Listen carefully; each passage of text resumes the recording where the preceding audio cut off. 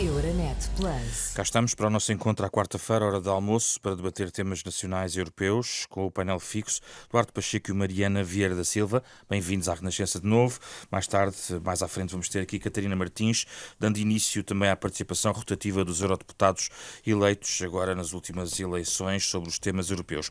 Vamos ao tema nacional, agendando aqui a questão da saúde, já depois do anúncio do Plano de Emergência e Transformação na Saúde. Causou também polémica a declaração da Ministra da Saúde sobre as lideranças fracas no setor, quando disse isto na Comissão Parlamentar de Saúde. Nas últimas horas disse que foi mal interpretada nessa declaração, dizendo que não se referia aos administradores hospitalares, mas a toda uma cadeia de liderança. Apesar de tudo, houve uma demissão do Conselho de Administração da Unidade Local de Saúde de Viseu Dão Lafões na sequência destas declarações. Mariana Vieira da Silva, o que é que está mal no plano da saúde? O PS diz que quer mesmo, inclusivamente, uma fiscalização mais apertada deste plano do governo. Bom, muito boa tarde. O que me parece estar mal no plano da saúde são três coisas fundamentais. A primeira delas, o facto de o governo ter preferido começar por desfazer tudo o que existia de gestão de verão e de reformas com o afastamento do Fernando Araújo da direção executiva, mas não só. Depois, parte de um diagnóstico quanto a nós está errado, porque o diagnóstico que é feito é de que neste momento existe uma diminuta utilização da capacidade instalada do SNS e do setor privado, e isso não é verdade. E, aliás, o relatório diz que não é verdade, porque diz que, ouvido toda a gente que ouviram, todos, incluindo os privados, se queixaram de escassez de recursos humanos, porque parte para este relatório o Governo com uma única ambição, que é poder fazer mais passagem de responsabilidades para o setor privado. Quanto ao mais, o Partido Socialista propôs, e foi hoje aprovado por unanimidade, um grupo de trabalho para acompanhar o plano, mas aí, porque acho que essa é a função da Assembleia da República, ainda mais porque nesta primeira audição, entre dados errados do diagnóstico que existiam e esse ataque mais ou menos generalizado a todo o setor da saúde, julgamos que é importante que a Assembleia possa, no âmbito das suas funções, fazer o escrutínio. Duarte Pacheco, acredito que não concorde com a Mariana Vieira da Silva e, de outro plano, se contesta esta ideia de, eventualmente, os privados serem aqui beneficiados deste ponto de vista, redirecionando o investimento do Estado para o setor privado. Uma boa tarde também a todos que nos acompanham, a Mariana e a Catarina Martins também. Ora bem, o diagnóstico, se é perfeito ou não é, não vou aqui fazer essa avaliação, mas o diagnóstico para a opinião pública é claro. É que o CNS, como está, não responde às suas necessidades. Sobretudo na entrada. As pessoas todas têm a sensação de que, depois de conseguirem passar a barreira de entrada, são bem atendidas, há qualidade no serviço que é prestado e há um acompanhamento adequado. Os recursos humanos são inexcedíveis, ao nível da enfermagem, de apoio, da medicina, as condições, em regra, são aceitáveis e, portanto, as pessoas, depois de passar a barreira, há um problema que é uma porta de entrada demasiado estreita. E o governo anterior, eu penso que até no início pensou que era só a falta de financiamento que era crónico no Serviço Nacional de Saúde, aumentou dramaticamente as transferências para o SNS, é verdade, só que o problema não foi resolvido. E este plano responde a isso? Responde na perspectiva que concluiu-se, se não era recurso, não era o problema financeiro a base do problema, era um problema de gestão. Que o próprio governo anterior também o identificou tarde, quando tentou, nomeadamente com haver uma estrutura diferente de organização do SNS. Mas demorou anos até conseguir compreender isso. Ora bem, o diagnóstico está feito. Agora vamos tentar encontrar soluções. E aquilo que, independentemente da médio prazo, se procurar que o SNS tenha capacidade de responder per si, hoje não tem.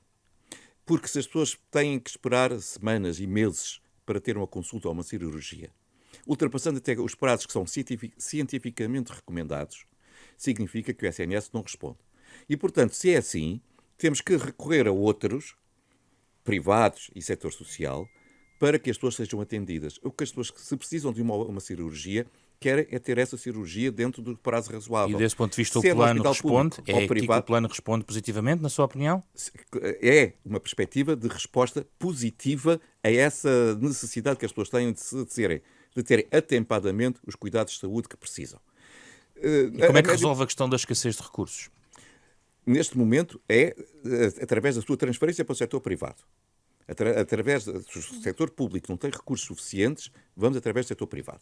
E depois temos que ir então à questão de fundo. E à questão de fundo, eu tenho dúvidas se o plano responde, que é a questão de salvaguarda dos recursos humanos que já lá estão e novamente ser aliciante para outros poderem vir para o setor público. Porque nós temos tido nos últimos 20 anos um problema que é o setor privado, não só na saúde, mas em outros, paga muito melhor que o setor público.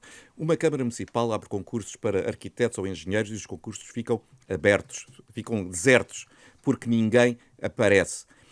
O Ministério precisa de médicos, a carreira dos professores é idêntica e as pessoas não vêm.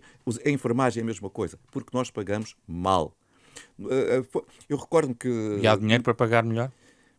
Tem que haver, porque senão vale mais fechar a porta.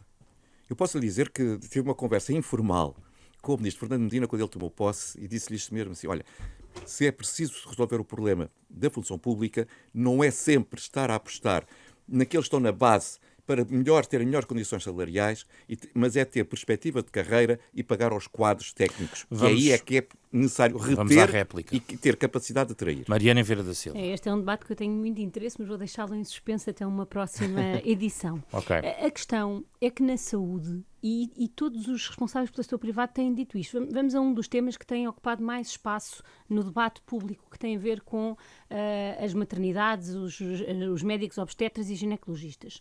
O setor privado já veio dizer que não tem capacidade de responder porque também tem falta de recursos. E o PSD passou os últimos 2 anos sempre a dizer que este problema era só um problema de gestão e que tinha uma resposta simples, e agora confronta-se e vai-se confrontar ainda mais nos próximos meses com a impossibilidade de resposta simples, porque mesmo o setor privado, que já esta ministra tem desafiado para resolver o problema, onde existe carência, nomeadamente na área de Lisboa, existe carência para todos.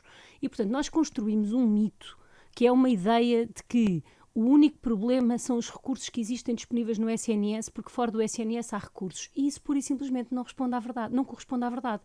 E quando nós partimos de um diagnóstico errado, depois podemos ter ótimas ideias, elas não vão ser suficientes para resolver o problema. E o governo faz o diagnóstico errado? Pode alargar, faz porque parte do princípio que há uma subutilização de uma capacidade instalada, nomeadamente do setor privado, e isso não corresponde à verdade. Hoje em dia, o Estado... E os imigrantes, os enfermeiros que vão para a imigração, por exemplo?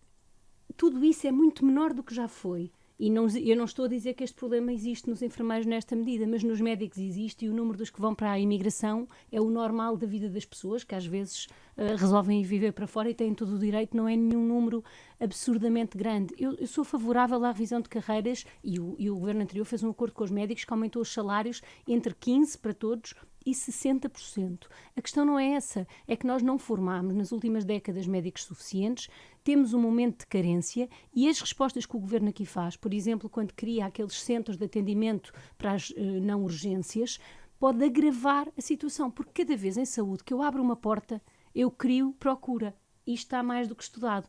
E nós estamos a abrir portas, incluindo no setor privado e no setor social, e a tentar fazer acordo sem ter médicos para lá. E a admissão dos médicos, as vagas? E esse é um tema onde nunca tem havido consenso entre o PS e o PSD na relação com a ordem dos médicos. Mas eu volto a dizer, não há nenhum país que tenha o número de urgências abertas que Portugal tem à noite.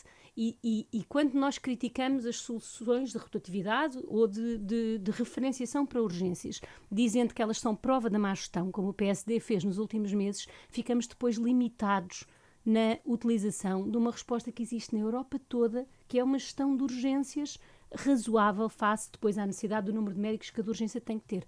E isso é o que tem que ser acompanhado, e aqui, como noutras áreas, mas na saúde isso é muito visível, o PSD sofre por ter feito críticas simplistas às dificuldades que o país tem. Não, de todo, porque, e as pessoas sabem. E as pessoas sabem isso. O problema das urgências é muito fácil de identificar. É que os serviços de proximidade não dão resposta.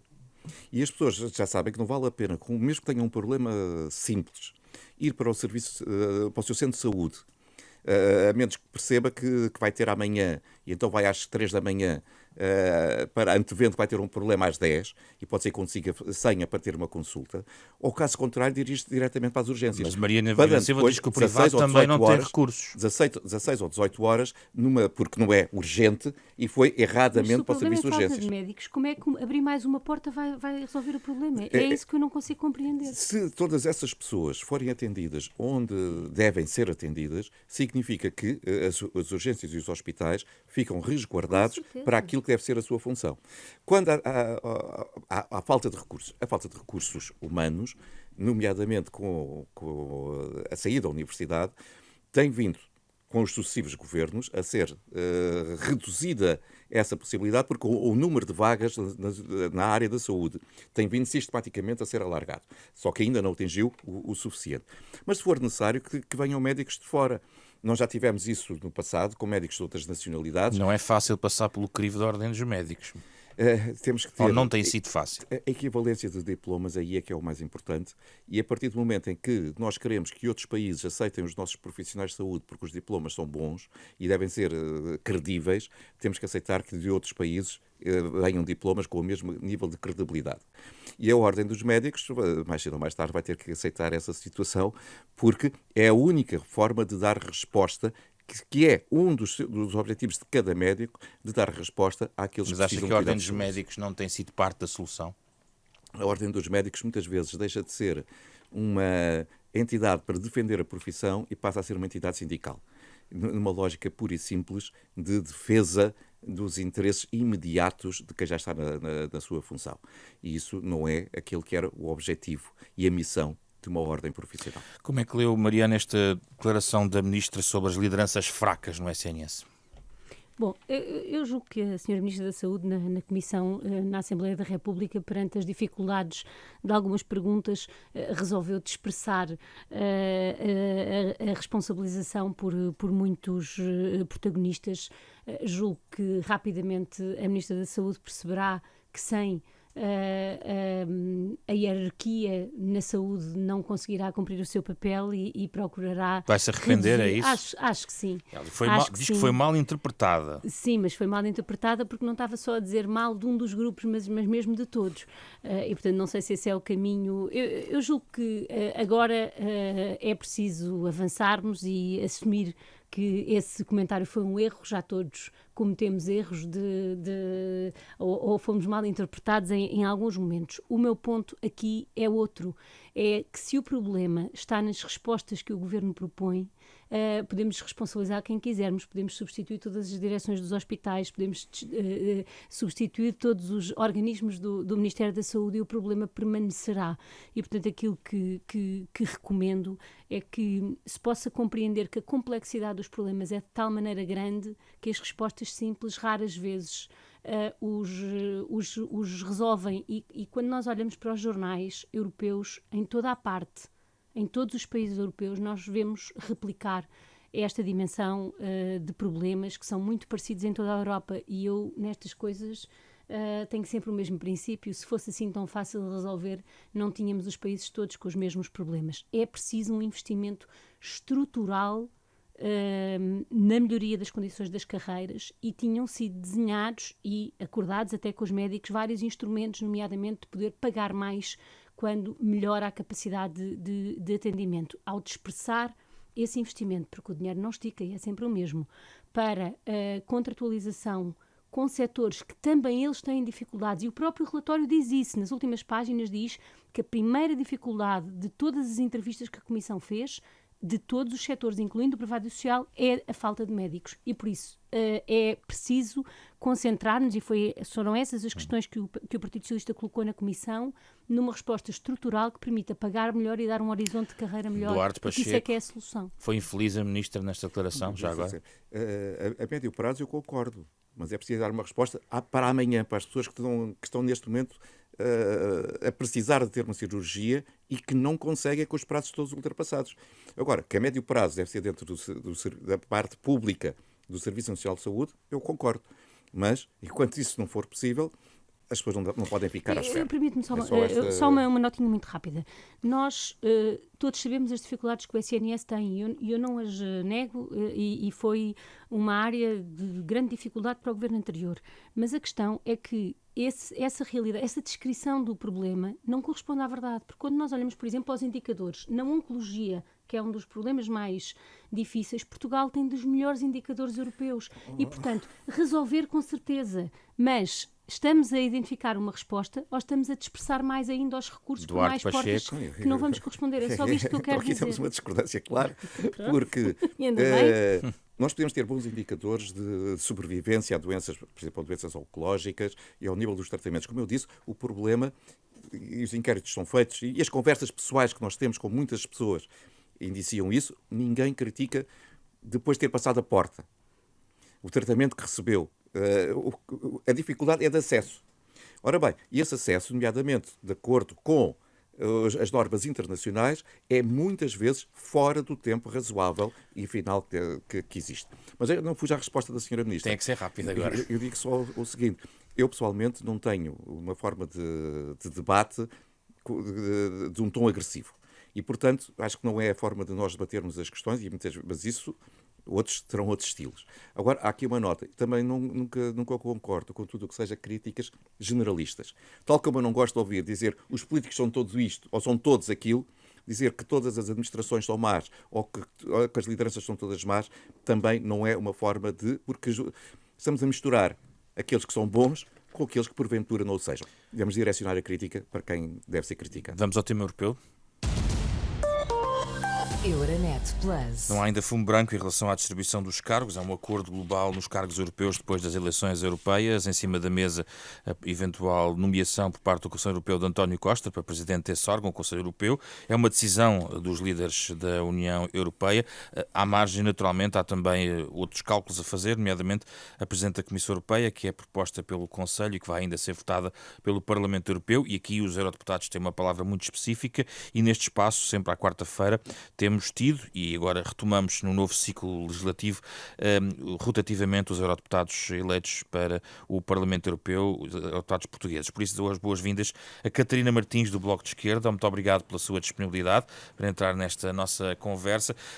Catarina já disse várias vezes, já sublinhou várias vezes a questão de António Costa e as alianças que podem permitir também esta eleição, esta escolha, não é uma eleição, esta escolha de António Costa. Coloca no mesmo saco o acordo também, por exemplo, para von der Leyen poder ser nomeada e depois passar no Parlamento Europeu, tendo em conta que aí, por exemplo, temos visto algumas negociações ou conversações ou entendimentos, pelo menos, possíveis com a Itália nesse sentido. Olá, em primeiro lugar, muito boa tarde, é um gosto juntar-me a vocês, cumprimentar a Rádio Renascença, cumprimentar também a Eduardo Pacheco e a Mariana Vieira da Silva. O que eu acho que é preciso compreender é que a nível europeu não se está a negociar um cargo, ou seja, os cargos são todos negociados em pacote. A distribuição dos cargos de topo das instituições, Presidente da Comissão Europeia, Presidente do Conselho Europeu, mas não só, outros cargos de topo são discutidos em pacote por vários grupos europeus. Durante muitos anos foi feito por um acordo entre o Partido Popular Europeu, onde está a PSD e CDS, e o Grupo Social Democratas, onde está o Partido Socialista.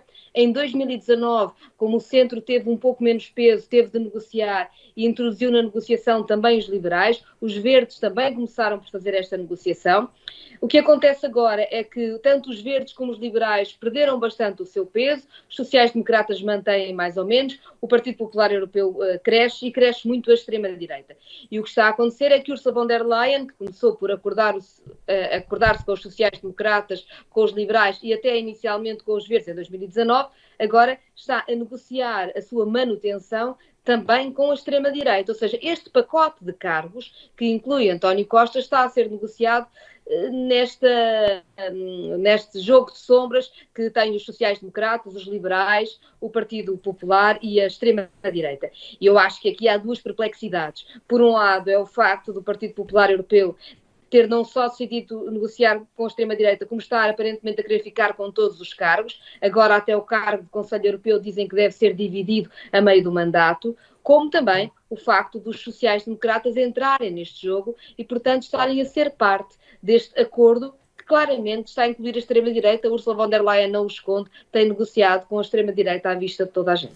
Já volto a si, Catarina. Duarte Pacheco, deste ponto de vista também surgiu uma notícia que está a causar algum furor ali em Bruxelas, tem a ver com o facto de estar a ser consecutivamente adiada a discussão de um relatório sobre o Estado de Direito ou o Estado Judicial na Itália, até que esta decisão eventualmente seja decidida, porque tem sido agendada por sucessivas reuniões do Executivo Comunitário e está a ser adiada. Deste ponto de vista, parece-lhe que von der Leyen não está também a seguir os caminhos corretos para encontrar os apoios? Em primeiro lugar, permita-me que cumprimente a Catarina Martins, felicitá-la pela eleição e desejar-lhe o maior sucesso no seu mandato. Tenho a certeza que o fará com muita competência e todo o seu contributo para a construção europeia será bem-vindo, com uma perspectiva muitas vezes diferente da nossa, mas é importante as diferentes ideias da Europa poderem estar em cima da mesa e, portanto, desejar-lhe o maior sucesso. Sobre esta negociação com a Itália. Ora bem, nós temos que pensar duas coisas. Em primeiro lugar, pensar que vamos ter um acordo excluindo um dos grandes países da União Europeia, eu penso que é um bocadinho utópico.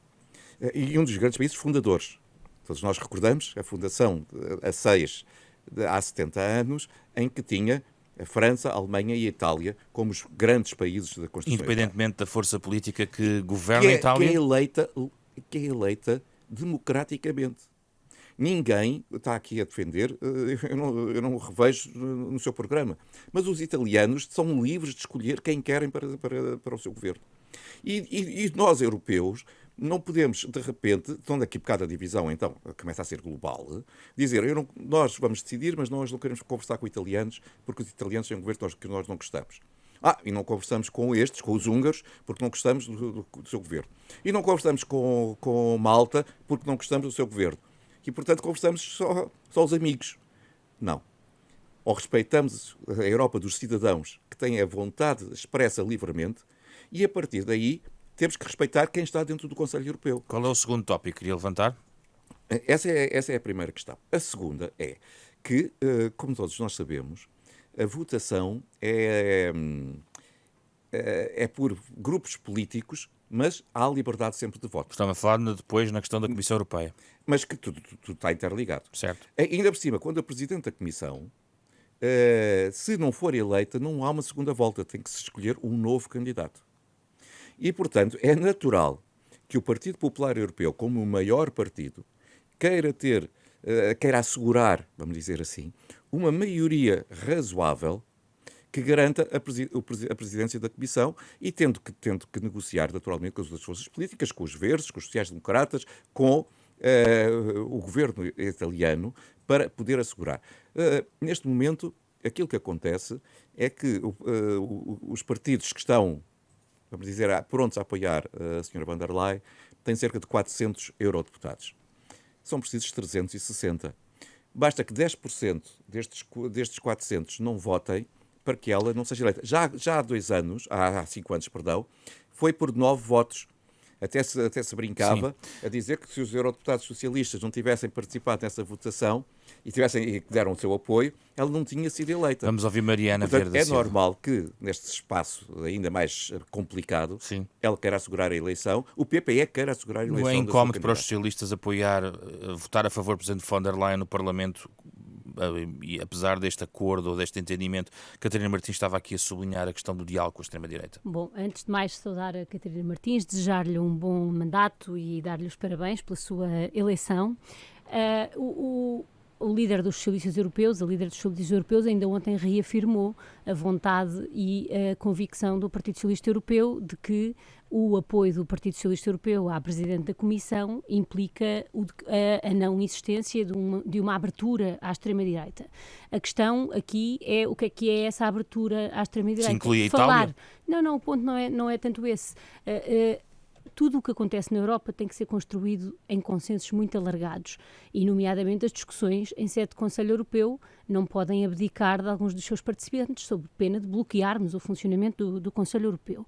Agora, eu chamo a atenção, nenhum de nós estava na reunião do Conselho Europeu, mas os relatos que temos é que um dos problemas na reunião daquela noite foi precisamente o facto da Primeira-Ministra de Meloni considerar que o seu resultado e o seu lugar não estava a ser preservado e, portanto, esta ideia de um grande acordo não aparenta ser, pelo menos, a visão da própria Meloni. E, portanto, reafirmar que é preciso podermos beneficiar, enquanto continente europeu, de não ser necessário, ao contrário do que às tantas pareceu antes das eleições, um acordo formal com a extrema-direita, nem uma negociação formal.